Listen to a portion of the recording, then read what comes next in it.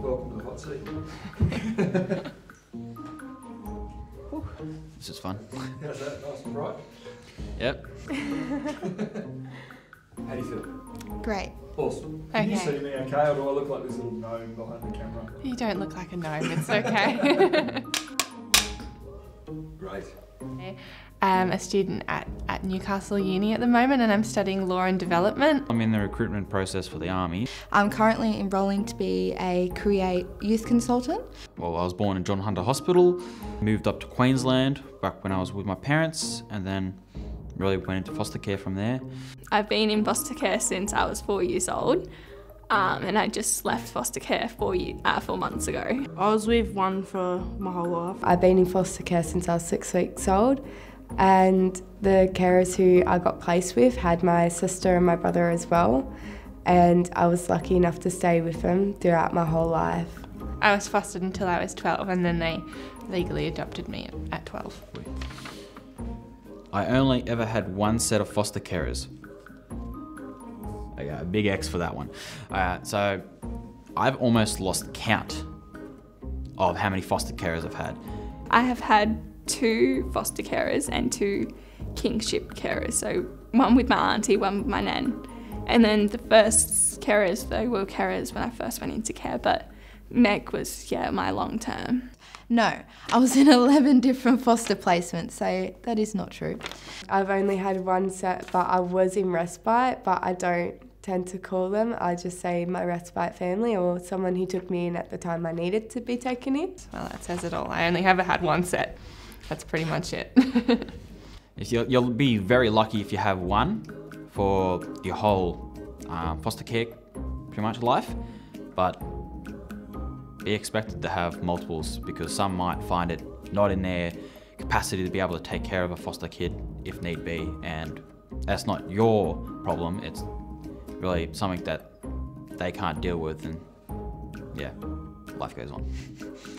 I was in foster care because I was a troublemaker. No, I wasn't, as far as I can remember. Incorrect. Obviously not, seeing as I was 4 months old when this all happened.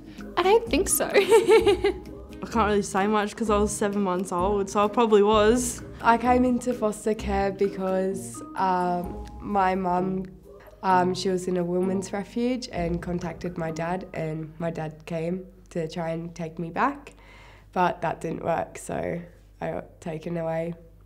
It's because my parents, specifically my dad, did not take care of us to the responsibility he was required to, and we were taken away because of that.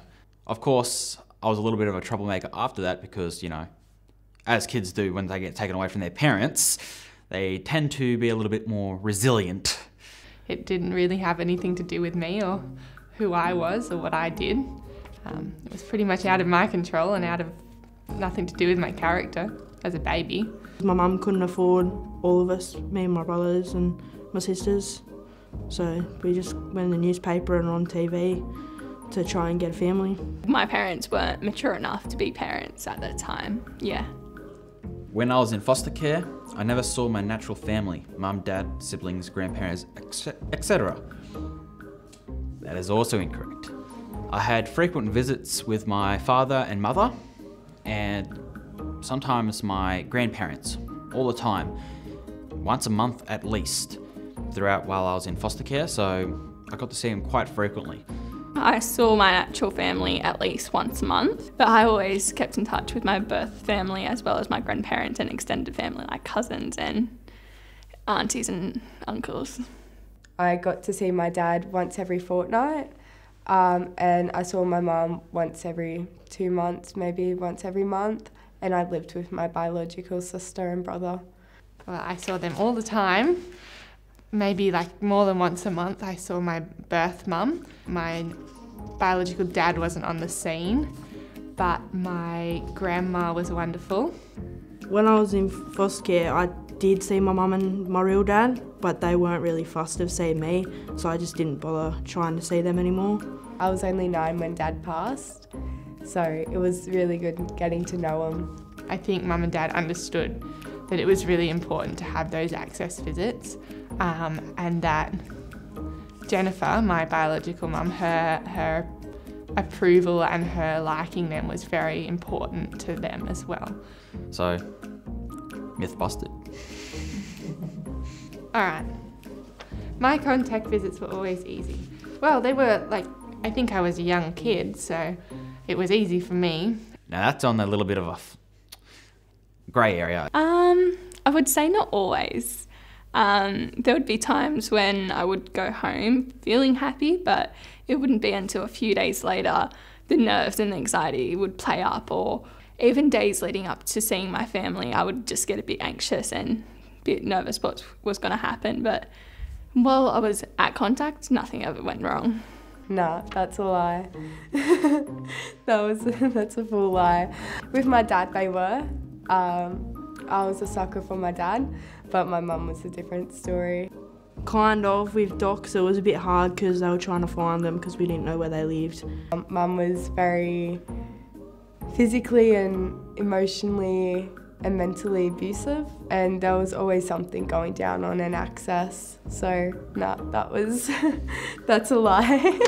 My foster carers were perfect parents. No, I don't think so. Right, buckle up, kiddos. Yes, I would say, in a sense, yes. Yes. Yeah. I love my foster parents. Even though I'm 18, I still keep in contact with them, like nearly every day, sometimes more. My first two foster carers, which were very temporary for like 1 week to a month. I can't remember the exact time range since I was small, but they were quite loving and caring. But then I got moved into more not so loving carers. They taught me life lessons like how to cook, how to clean, how to drive. Favoritism towards their own child. I think I called Mum like 3 times today and the day's like not even halfway over. Abuse, physical, whatnot. I love him. I'm so lucky I got with him. I got the variety of the mix, and then thankfully I got moved into a more loving family at the very end. Yeah, they were. I have to admit they were. They were always up there and helped me out and pushing me to get things that I needed to get done, and got me a house. So I had a roof over my head at least. Some were nice, some were bad. It really depends on if they can understand your situation. You're fooling yourself if you think you have to be perfect to be a foster parent, because that's just not fair on anyone. Okay. As a child in foster care, I never felt part of the family. No, I never felt like that with my foster family. I would say that is definitely true. But with the strong connection like that you can try and build with your foster carer, it always helps. Especially if there's like other kids in there as well. It's quite hard because I always felt like they liked their kids more than me, because me being a foster kid, they're just like, I felt like I was a money target, to be honest. I'd have to say, during the start, I never felt part of the family. I felt like an outsider, just in an unknown place. As soon as I went in there, they've just clamped onto me and made me feel at home. Just strong support and all that would help to be part of the family, but there was only one foster care placement that always gave me that. My foster family has 4 of their own children. From day one, as soon as mine and my siblings walked into that house, they treated us like brothers and sisters. I always felt a part of the family. Like, they are our family, whether or not we're all, biologically connected. I always felt a part of my family and where I belonged, because without my foster family I wouldn't know what I'd be doing right now. After I was in care, I never heard from my foster carers. Oh, okay. So, I was adopted after I was in care by the foster carers, so... That is true. When I went out of care and into residential care, I never heard from them again. As soon as I moved out, my carer helped me move out. She blocked out the whole week to help me move into my apartment. I still talk to them every now and then, but the other ones, not really. I guess it's more of the time range that I've been with them, or the distance I've been away from them, that caused the rift between us. Yeah, I always keep in contact all the time. I see them all the time. They're my mum and dad. Moving in with my foster family was easy.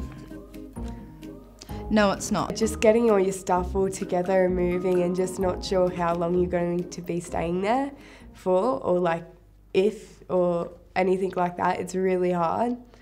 So it takes time and a lot of healing and working together with a foster carer. So you need that one-on-one time. I moved in there and wasn't really expecting much. I expected the worst. So when I got a little bit of a better treatment, I was like, ooh, surprise. Yeah, it would have been painful to change around if I'd have had to, but I didn't have to, so that's a blessing, I think. Being around there to comfort me 24/7, like check up on me every now and then and pretty much treat me like their own son, not like an outsider that just came in. Once I stepped in there, it was mother mode and father mode, which pretty much ignited a small warmth that I was missing for quite a long time in my childhood. It kind of made me feel a little bit more confident about myself, that I wasn't just a stranger in the world that had no presence at all, that had no meaning. I was someone that was loved, someone that was cared about, and someone that wasn't just there, you know, just to be tossed around. I was really grateful for all the help my foster carers gave me. Yes. Yes, I am very grateful, and I tell them that every day. Well, they're my parents, so I'm grateful to them.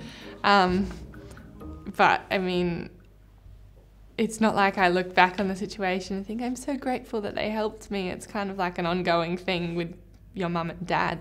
I'm only grateful for the ones that gave me that warmth, because they're the ones that helped me develop. Yeah, I was really proud of them. I have to say that. They really helped me a lot, and it's really helped me now since I've grown up. I see them as the person that shaped me into who I am today, and I'm happy with who I'm in. Yeah, especially buying my first car. I'm so grateful for them and everything they've sacrificed for me throughout the years and what they've done and who they've made me become.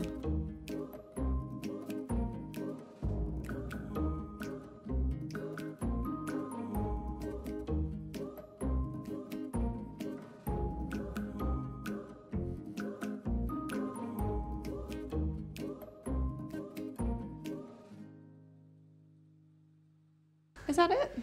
That's it. Oh, there you go. Okay.